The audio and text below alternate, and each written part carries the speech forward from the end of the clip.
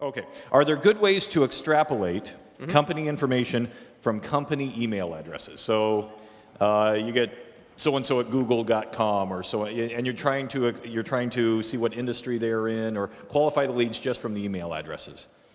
You mean corporate email addresses? Yeah. There are some services like animalfinder.com, for example, so you can work with it, but it's all manual labor. So you can use some. What I recommend, you can use some Gmail extensions, for example, like Reportive.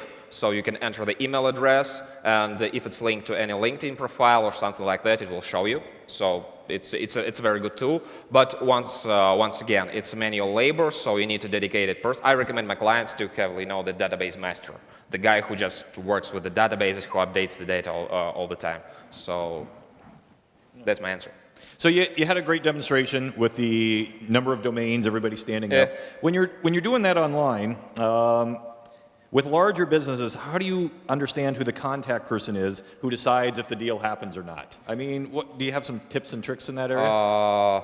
Actually, I do, but you need to understand if you're selling enterprise, there is no one person who decides. So there is always a committee, and you need to understand your decision maker.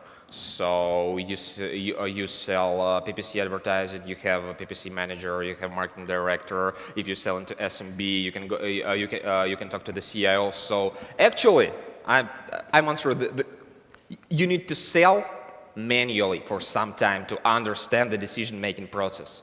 If you think that you'll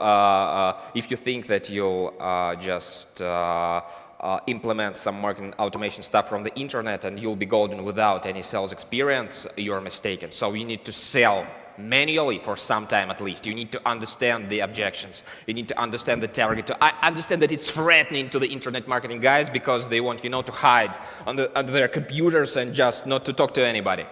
But you need to have some sales experience to understand your audience. And then, after you've done some deals manually, you can automate it.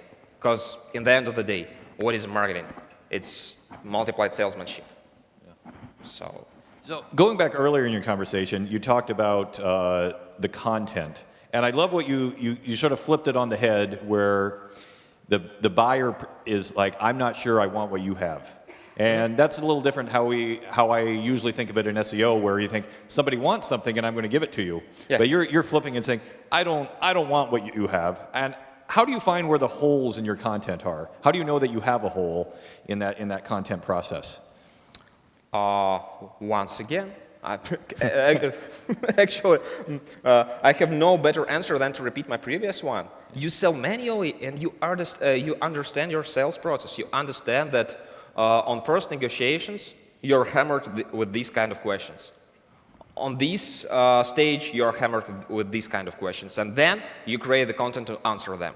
Once again, have a live sales experience. If you don't want to call anybody and go to the meetings, come on, work as a web, it's the web chat deal. Yeah. It's Olark or something like that. Just put it on your website and just chat with the guys.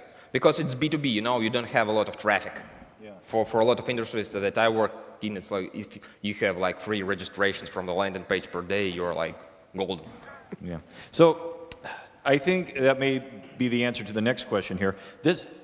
You have to do the work, as you're saying. You have to do the hard work. But people are wondering, some of these B2B cycles are very long. Yeah. And they want to shorten them. They want a 6-month process to be a 3-month process.